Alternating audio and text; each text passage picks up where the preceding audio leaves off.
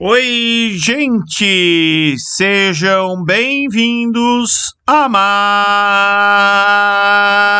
uma aula de geografia. E encerrando aí a série sobre nova ordem mundial, a gente vai falar um pouquinho, né, de como essa nova ordem mundial aparece aí no plano institucional internacional, né? Na aula anterior, a gente falou aí um pouquinho disso, né, no plano individual ou no plano empresarial, né? E agora a gente vai ver um pouquinho dos estados, dos países, né? Como que isso vai aparecer nas relações entre estados e países. Bem, então, no plano institucional internacional, a gente já viu, né, que a desigualdade aumenta. Tem aqui também mais uma série de características, né, dessa nova ordem mundial aí, que vai, né, gerar consequências na própria maneira como os países, como os estados, né, eles vão se relacionar. Realização aí de fóruns multilaterais, eu já explico o que é isso, organizações supranacionais, né, e consolidação da China como a grande potência aí do século XX. Mas vamos por partes. Bem, finalzinho aí da aula anterior, eu falei para vocês que algumas coisas elas nunca mudam. Não importa aí a ordem que seja, né, nova, velha, muito velha e por aí vai, né? Existe desigualdade no planeta, e muito provavelmente isso vai continuar existindo ainda por muito tempo, né? Países ricos, países pobres, né? E dentro dos países também uma situação de desigualdade. No plano institucional, países, né, grandes tendem a comer aí os países pequenos, né? O princípio aí do peixe grande come o peixe pequeno, né? Impõe sua vontade a países menores, mais fracos, menos desenvolvidos. E eu também disse, né, que tem um outro princípio, né, de que não tem países amigos, né? Os países eles vão se juntar ou se opor aí a interesses, né? Aquilo que interessa esses países, aquilo que opõe esses países, né? E aí, sabendo de tudo isso, né, a gente tem aí algumas associações possíveis entre países. Uma delas é um negócio chamado G7, né? O G7 é um fórum internacional de discussão entre, né, os líderes aí dos 7 países desenvolvidos, né, as maiores economias aí do mundo desenvolvido. Canadá, Estados Unidos na América do Norte, Reino Unido, França, Alemanha e Itália na Europa, Japão ali na Ásia. Lembrando, né, que um fórum de discussão é um lugar de conversa, é um encontro de lideranças e desses encontros podem sair aí políticas que são comuns aí a todos os países, tá? Não necessariamente significa que esses países, né, eles têm a mesma capacidade, o mesmo poder econômico.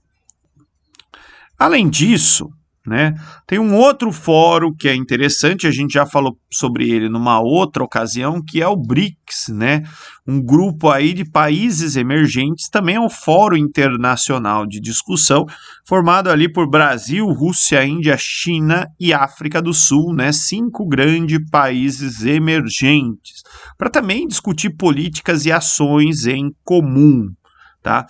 Lembrando, né, que isso não quer dizer que eles são uniformes, né?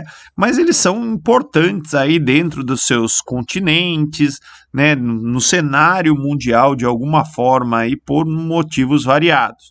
E desses fóruns de discussão, né? Muitas vezes podem sair o que a gente chama de organizações supranacionais. São, né, organismos que têm, né, algum tipo de autoridade concedida por esses países para agir em alguma área. Por exemplo, nos BRICS hoje tem um banco de desenvolvimento que pertence aí, que é financiado pelos países dos BRICS. A gente vai ter também, né, um outro grupo chamado de G20.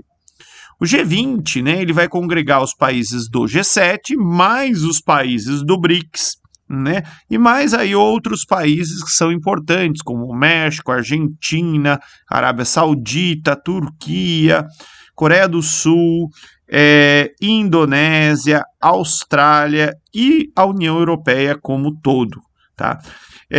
Ele é um fórum de discussão mais amplo aí que tenta, né, criar, né, um espaço para conversa aí mais multilateral, né, envolvendo aí 20 países de destaque no planeta.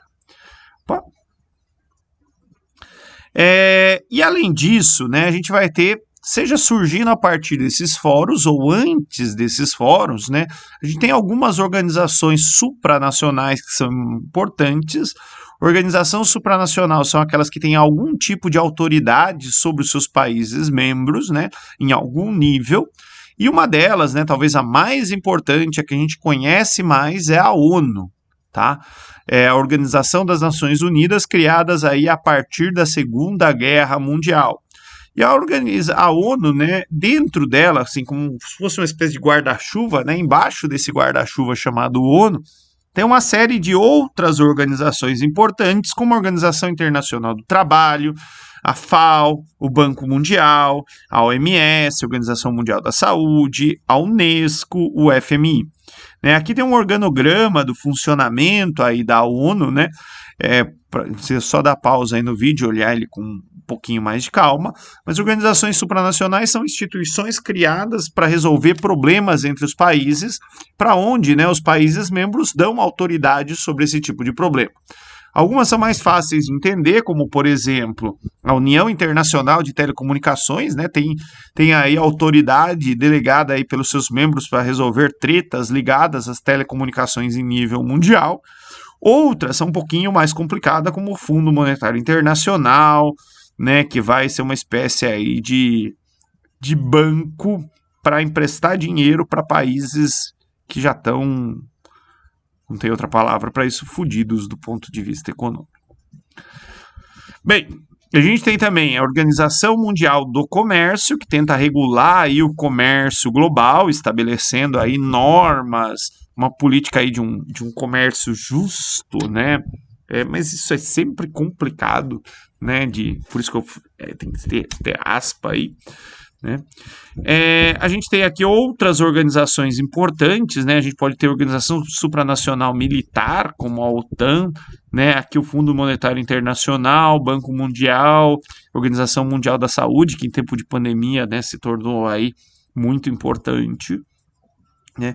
O governo brasileiro ele está tentando entrar aqui para uma outra organização supranacional, que é a OCDE, né, Organização de Cooperação e Desenvolvimento, né?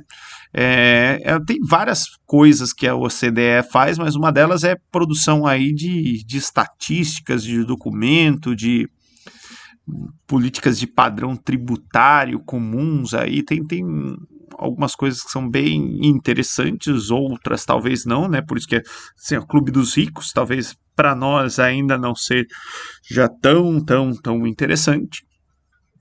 Mas, né, tudo depende do que a gente vai ganhar, né, participando disso e daquilo que a gente vai perder, né, participando disso. Lembre-se que tudo, né, no plano internacional tem que ir de acordo com os interesses dos países envolvidos. E por fim, né, a última coisa que ela não pode deixar, né, de ser esquecida é que a China, né, vai ser aí a grande potência do século XXI. Né? Se ela não é, ela está ficando, tá? Mas de qualquer forma, a China, né, daqui a pouco ultrapassa aí os Estados Unidos em PIB, não muito longe, talvez ultrapasse os Estados Unidos em gastos militares, né? E representa aí um baita de um mercado consumidor aí para todos os países do planeta e um grande, né, produtor de coisas que todo mundo vai precisar. Então, de alguma forma, a gente tem que entender o que é a China e procurar, né, dentro disso, a melhor forma de se relacionar com esse país, de negociar, de usar os interesses chineses, né, como vantagens aí no nosso próprio processo de crescimento e desenvolvimento.